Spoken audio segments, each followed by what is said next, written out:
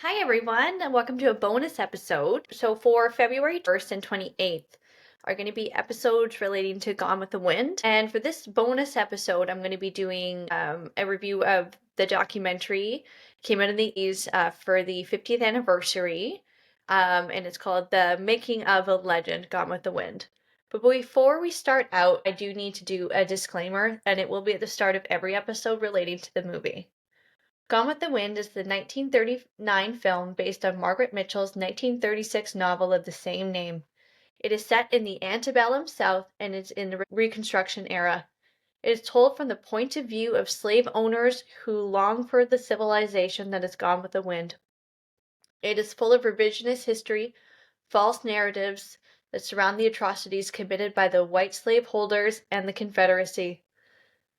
The movie, although far less racist than the book, is still something that cannot be excused.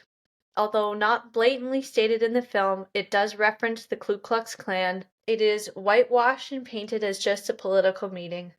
The white men and women in this film are framed as noble and with higher values, while the black characters are portrayed with harmful stereotypes and false narratives. I want to blatantly say that in no way I share any of the values that those characters hold. Slavery, the damage done by the 13th Amendment, and the current issues involving police brutality and systemic racism for the Black community must be acknowledged and addressed. I want to explicitly say that I support the Black community with their continued efforts for equality. The struggle for the Black community did not end with the Emancipation Declaration or the Civil Rights Act. There is much more work that needs to be done, and it is our responsibility as white people to respect and assist in that fight for equality. I feel this film is important to review and discuss for all the reasons I listed above. We must understand history in order to properly move into the future and ensure it does not repeat itself. Gone with the Wind and films like it must be examined with a critical eye in order to identify propaganda and whitewashing when we see it. I will attempt to handle this subject matter as best I can as a white woman who is from Canada, and I do acknowledge that I am not able to understand the full nuance as it is not my lived experience. And to anyone listening who is bothered by a statement like this, or any warnings that appear before films because you find it woke and unnecessary, this isn't the podcast for you. I am committed to my own unlearning and unpacking of systemic racism, and if that bothers you, you are part of the problem. Okay, now that we've gotten that out of the way, I understand that this is a complex film to talk about in many ways, and that there are a lot of feelings and opinions behind this movie, justifiably so. So I just wanted to get that out of the way. I am doing this, recording this 2 days after Kendrick Lamar's amazing performance at the Super Bowl. I think that is the most important piece of art that I've seen in my lifetime. I've watched it, I think, 6 times since, and every time I pick up more nuance and more messaging. It was stunningly brilliant, and I do think Kendrick Lamar is the greatest artist of my generation without question. What he did was incredibly brave and made the statement that he needed to. I think he spoke to the people that are able to recognize true symbolism in art when we see it. I think it was a wonderful celebration of Black culture. I think it was standing up for what he believes in, and then doing all that in front of the president was very brave and poignant. And so, with all that, I think then doing this film, which is such a revised history um, of what happened in slavery, I think it is important that we talk about the damage that was done. I think it's important that we talk about the racism that is present in this movie. And I think it's important to understand that racism in media and whitewashing has been present since the birth of media. I think white people in general have rewritten that history to soften the blow to their own egos about what slavery, and then moving forward through the 13th Amendment and police brutality and civil rights, they remove what it really was, and they soften the blow for their own egos. There's a lot of talk in the States, and then here in Canada too, relating to the Indigenous population, that we shouldn't feel sorry because we didn't do it. But people don't understand that the impact of that lasts generations and generations. And also, we live in a system still where we still profit from that, whether you like it or not, like, or whether you think it's happening or not, it does. The game is rigged, and you are expected to act and be a certain way, and stifle down certain parts of yourself if you're not the typical, white American, white Canadian. It is a very white centric culture in the West, and I think it is important to understand that as a white person and to advocate for other people of different races. And I think it's important to be loud about it and to not accept the Trump rhetoric, or in our country, the pure Polyev bullshit of like, we need to get back to the values of John A. Macdonald, who also was a Confederacy sympathizer. It's all intertwined, and I think it's very important to stand up, and it's very important to say something. And I know I don't have a very big platform here. It's pretty much just my dad that I think is listening at this point. But I think it's important, even with the small platform I have, to speak about these things and to talk about the way that the damage that has been done by the white population, and both in Canada and the States and around the world, and speak loudly about it and advocate for equality and use our voices and stand up and protest when we can, celebrate Black artists and Indigenous artists for their work. And I think what I witnessed Kendrick Lamar do was it was witnessing history. It was the first time I think I've really sat through something and really thought, I think I'm watching history being made. It was brilliant. And there's no other way to describe it. It was brilliant.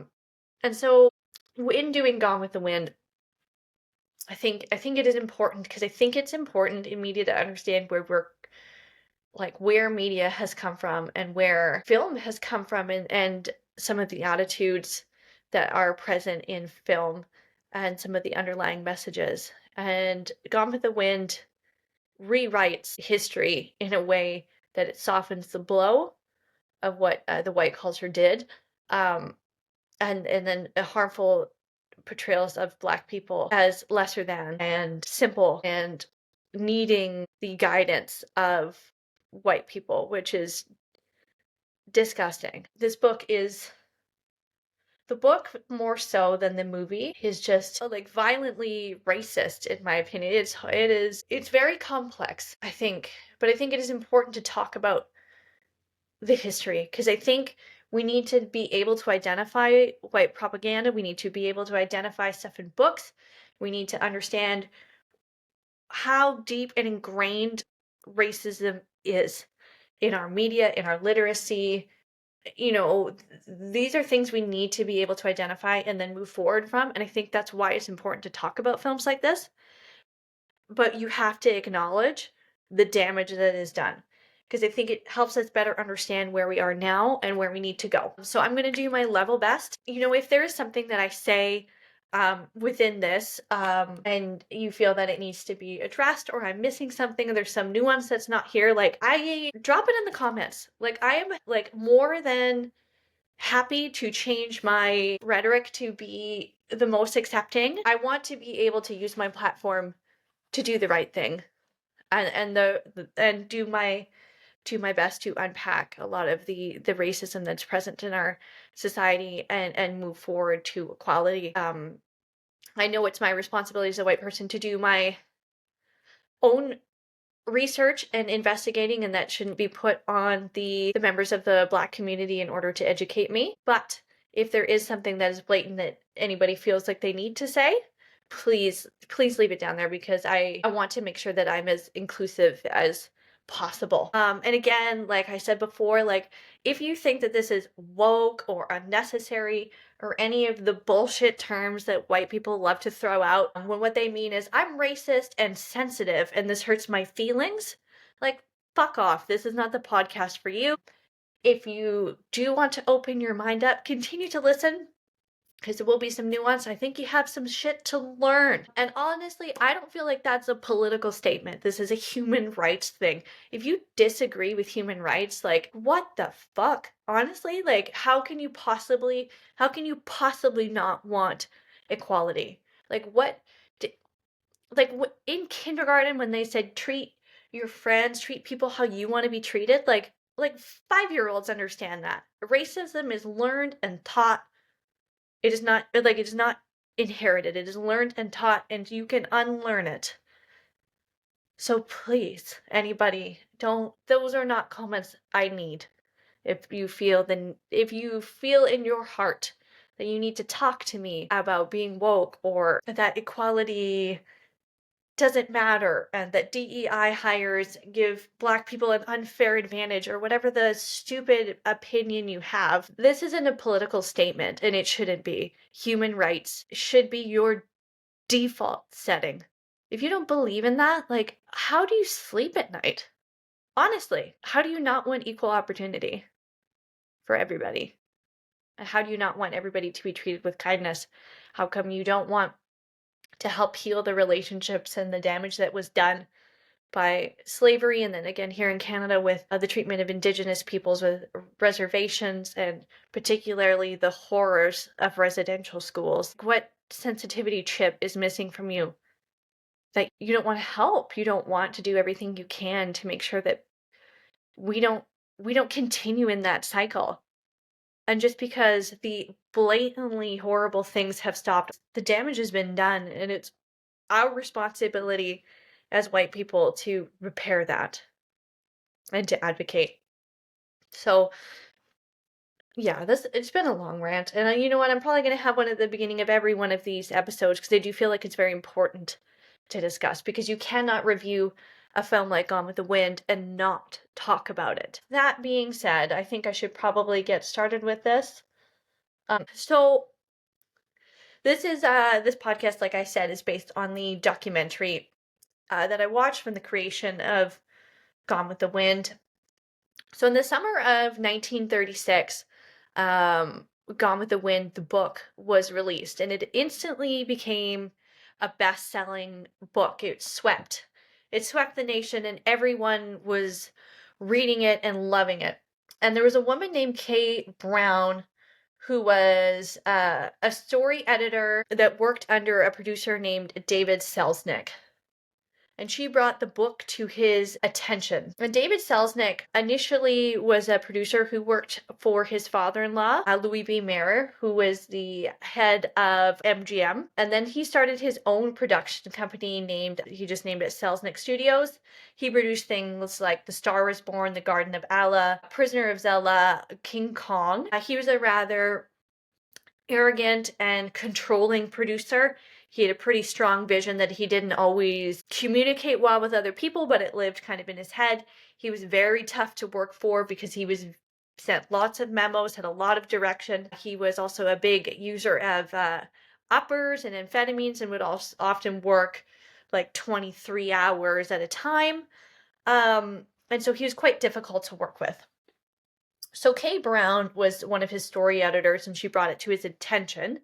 And he initially rejected the book. He thought it was a waste of money and thought it would be very difficult to shoot. So she went to his partner, Jock Whitney, who was an investor and then would also collect investments from his sort of wealthy business friends in order to invest in Selznick's movies. And she appealed to him, and then together they were going to pitch it to Pioneer Studios. And when Selznick got word of that, he then offered them $50,000, and he ended up closing the deal. So Margret Mitchell was the author of Gone with the Wind, and she was born in 1900 and raised on Confederate stories taught to her by her grandparents who had lived through it. She was taken by her grandmother. There's a story of through Atlanta to look at the homes of the people that had lived there and that they were burned. And her mother explained that this is a world that exploded underneath these people, and one day your world is going to explode underneath you, so you need to be educated you need to make something of yourself so that you are more secure.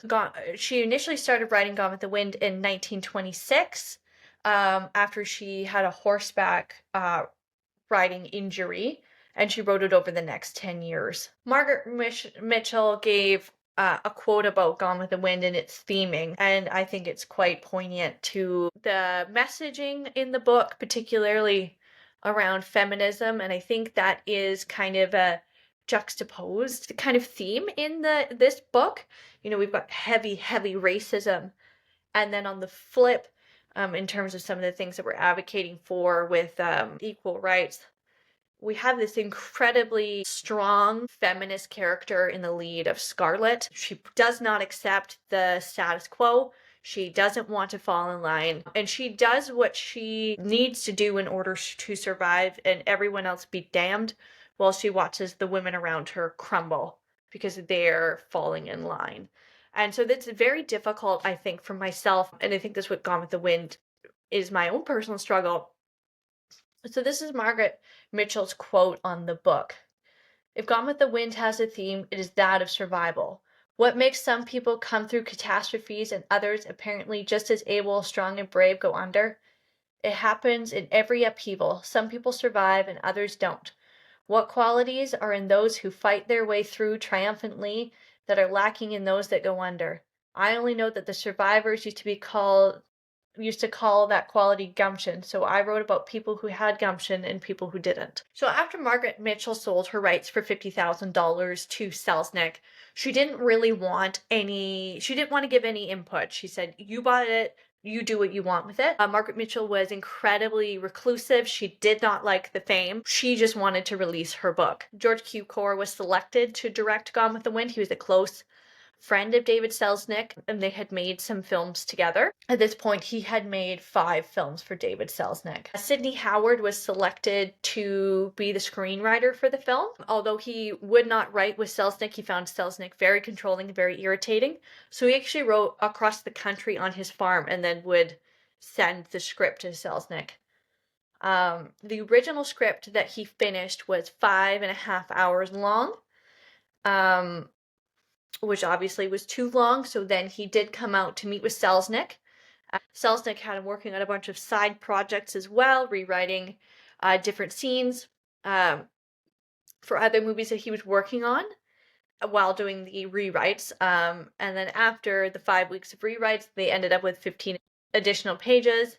And there's about 1 minute per page of script on screen. And David did this a lot through the entire film. There actually was never a final script for Gone with the Wind. David Selznick edited and rewrote constantly through the entire production. There is a number of issues with casting. Because this was such an iconic book, the public had really strong opinions on who should play Scarlett. They did a casting kind of poll to the public, and there was 121 different recommendations, and those included Clara Bow, Lucille Ball, Joan Crawford, Betty Davis, Katharine Hepburn, and Tallulah Bankhead, and only one suggestion for Vivien Leigh, which actually was from a guy in New Zealand. So this was a worldwide search for Scarlett.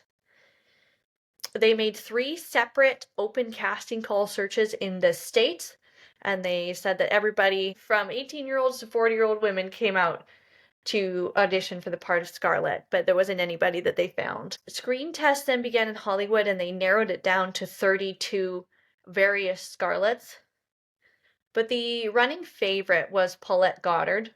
At the time, she was with Charlie Chaplin. She had many screen tests, and David Selznick sent many memos to many people, kind of almost arguing with himself about whether or not Paulette Goddard was a good fit. But at the time, she was the closest fit to his ideal of Scarlett. They also did some heavy casting with Lana Turner, but she was deemed much too young. In this documentary, they actually have clips of the different women's screen tests, which is very interesting to watch, because after you see the film and you just know that no one could play this character but Vivien Leigh, going back and seeing the screen test, you're like, oh, of course these people aren't right. So Vivien Leigh was born in India. Her parents were British, and then she lived in India for the first 6 years and then went to England, and she began her acting career. She had a young she had a daughter quite young and married an older man. And then when she met the actor Laurence Olivier, she kind of abandoned them. Got with Laurence Olivier and moved on with her acting career. In 1937, she read the book and completely saw herself as Scarlett. She really identified with her. There's a few interviews that they have throughout this documentary that kind of say that Vivian and Scarlett were one and the same. They were very similar people in terms of personality. So Vivian Leigh decides that she wants to play this character. So she goes to America and signs with Myron Selznick as her manager. And Myron Selznick is David's brother. She takes a bunch of shots that are kind of giving sort of a Scarlett vibe, like slightly seductive, and she sends them. She sends them to Myron Selznick, and he's to pass them on to David. She memorizes parts of the book, and they meet Myron Selznick in person, and he sees it right away that this is the Scarlett. So he decides to bring her to the initial scenes that they're shooting. They start, before they have the casting in place, the burning of Atlanta scene. And they did this by burning previous sets on the back lot of Selznick Studios. They burnt down the sets of the Garden of Allah and King Kong. There was only 7 Technicolor cameras in the world at this time, and all 7 of them were used. This was done in December of 1938, and Scarlett were stunt double stand-ins, and both of their faces through a lot of the film in these scenes are kind of hidden by scarves or having their heads up so that people aren't able to see their face. So Vivian Leigh was introduced to David Selznick, and he saw the spark right away too, and George Cukor kind of pulled her aside, gave her scenes to read, was very impressed. They screen tested her for about a week, and then on Christmas Day they told her she had the part. So Rhett Butler, which is one of Scarlett's kind of antagonist / love interest through the film, the public was pretty unanimous on who they wanted to play, and that was Clark Gable, the star from last week's film It Happened One Night. But there was a problem. He was under contract with MGM. As you remember, that is the company that Selznick's father-in-law owns, and he really didn't want with MGM's help. But the public was unanimous. They had screen tested a few people, including Jeffrey Lynn and Errol Flynn, but they wasn't the right fit. They knew that they wanted Clark Gable. So he had to beg and plead his father-in-law, as well as pay huge rental fees for Clark Gable, who was under contract with MGM. Clark Gable did not want to play the part of Rhett Butler. He was very nervous because he knew that this was an important book to people, and that they had very strong preconceived notions about how they wanted it to be played, and he was worried that no matter what he do with his performance, that it wouldn't live up to expectations. Ashley, Scarlett's main love interest in this film, was played by Leslie Howard. Leslie Howard at the time is 46 years old. In the start of the film, Ashley's 18, and then towards the end of the film, I believe the book lasts like 10, 15 years. So he's much, much too old to play this role. However, they deemed that he was the best available in terms of his acting. He also did not want to play Ashley, but he had a lifelong dream of being a producer, so Selznick struck a deal with him and said, if you do this role, I'll let you produce my next film. And he did. But he was so disinterested in playing this part that he never memorized any part of the script other than his own scenes, and he never read the book. Melanie, who was played by Olivia de Havilland, which is, Scarlett's friend / antagonist in the film, she had read the book, Olivia de Havilland, and she loved Melanie. And she was under contract with Warner Brothers. And she asked Jack Warner for permission to go and audition for the movie. And Jack Warner wouldn't give her permission. He said, no, I will only lend you out if you play Scarlett. I only want the main character. And so Olivia de Havilland went behind his back and had lunch with his wife, who also loved the book. And she explained and begged her and said, I have to play Melanie. You have to help me. And it worked. Jack Warner's wife convinced him to let her go out and audition and get the role. That's a very Scarlett move. I love it. So Bill Menzies was the production designer for the film, and he actually hand drew every single camera angle for the film. He did a complete script in storyboard form, and everything was to be filmed all the exterior shots on the back lot of the studio. And they worked with actual historians in order to create an accurate representation of what both the antebellum South and then the Reconstruction era looked like. At the end of 1938, $400,000 has been spent, and they still don't have a finalized script. So they make a deal with MGM, and MGM will fund up to $1.5 million in exchange for distribution rights for 7 years, as well as half the gross for profit.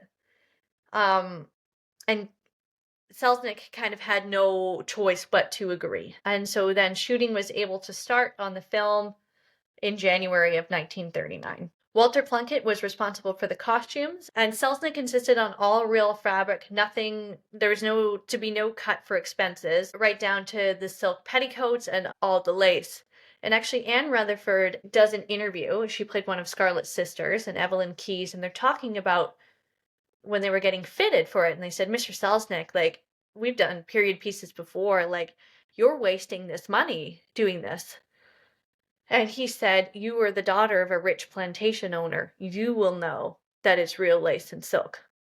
That's important. So during the beginning of production on the film, there was a lot of talk amongst the Black press, and they were very upset with the making of this film. They had been very against Margret Mitchell's book for the harmful stereotypes and the rewriting of history. They accused the film of participating in propaganda and kind of Uncle Tom narratives. David Selznick at this time was feeling quite sensitive, at least sensitive. We'll put that in air quotation marks because it's slightly better than the general public, but still not good, to the Black cast members. At this time, of course, it's 1939, and there's a big rise in the Nazi Party. World War II's just about to break out, although the U.S. won't be involved until Pearl Harbor. But there is huge rising of anti-Semitism.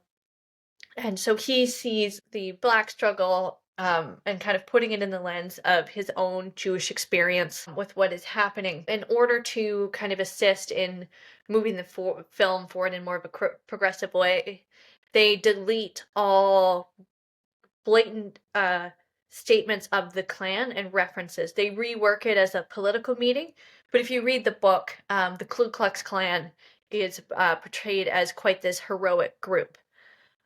They also delete all use of the N-word. It is not uttered at all in the film. And he had a lot of conversations with the Black actors about how they were feeling. Butterfly McQueen plays Prissy, who is one of the slaves, and she is portrayed very much as a simpleton. And Selznick acknowledged that that must be a very difficult role for her to play because she was such an intelligent person. And it's interesting, Butterfly McQueen really stood up for herself on set. There's a scene where she's supposed to get slapped by Scarlett. They were hitting her for real, and she stood up for herself. She said, I won't scream if you hit me. Like, this is, I'm getting hurt. And she said, I'll scream as loud as I can if you do a fake hit. And they agreed to it. But there's some difficulty between the Black actors interacting. Hattie McDaniel, who played Mammy, would told her, like, if you keep standing up, like, you're never going to work in this town again. You complain too much. So I just thought that was interesting that, there's a lot of talk recently about how, Black Americans need to act a certain way in order to fit in, even in 2025. And, we're damn near 100 years later. So that's a little bit about what's going on for the African American community at the time of filming. So the film starts off with George Cukor, director. The women on set really enjoyed working with George. They considered him to be a woman's director. He was very gentle, very soft-spoken, really liked highlighting the women in their performances. Clark Gable and Leslie Howard were not as thrilled. They found the pacing to be off, and they just felt like he didn't connect with them like he did with the women. Clark Gable had a particularly hard time there's a filming scene of the Atlanta Bazaar. It's a big ballroom dance scene. Clark Gable doesn't dance. He's horribly uncoordinated. They needed to actually put a moving platform up for him to be able to do the dance scene and look smoothly. And at this point, Selznick is on set all the time, and he's also watching the dailies back, and every day he's very unhappy with Q-Core. He's unhappy with the way that he's getting the actresses to read. It's too slow. It's too, quote unquote, Southern is the word that they use in the documentary. And him and David are getting into fights. And so David will ask the women to read the script one way, and Q-Core will tell them the opposite way. And eventually they come into blows. And David kicks him off the set, and George Cukor kind of has this you can't fire me, I quit moment, and he's off the picture. However, in real life, they actually remained very good friends, and it didn't impact their friendship. And Cukor, they have actual interviews with him in this documentary, stated that outwardly. He's like, I love David, and we were fine, personally. Vivien Leigh was particularly devastated. She loved working with George Cukor.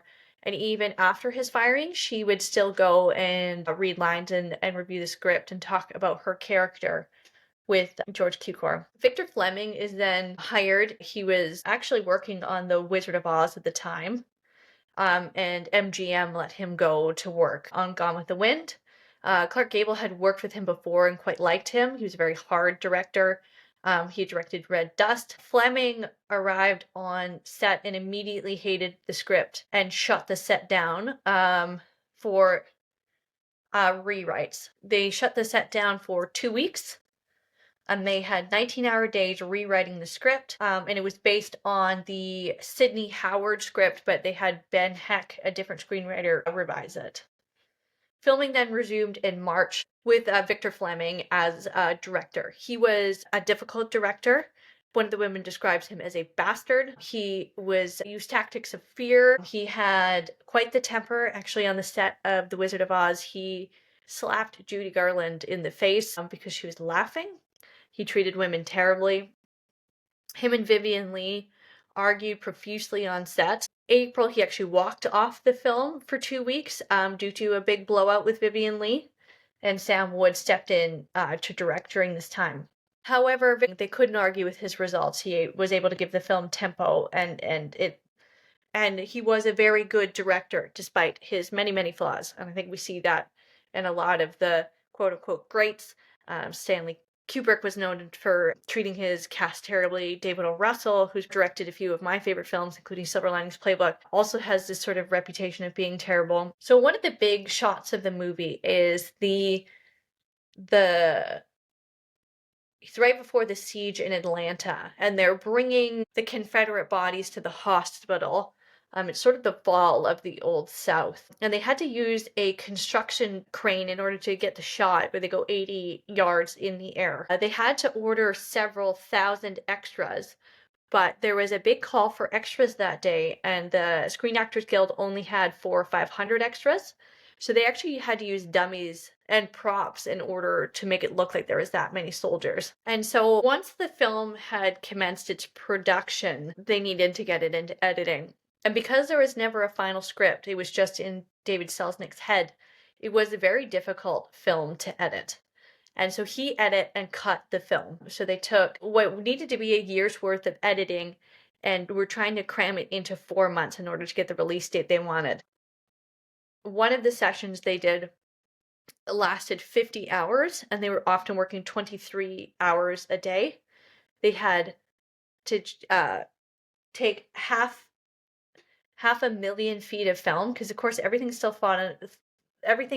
shot on film. It's not shot digitally, and they have to cut it into 20,000 feet of film or 54 cans of film. And so part of the things that they had to edit is because they shot it on the back lot, they'd often just build the under half of sets. And so they had to actually like hand paint onto glass the top half of the set and then kind of frame it in with the film. So long shots are all paintings, and some of them you can tell when they're in the initial kind of shots where they're driving up to 12 Oaks for the first time for the barbecue.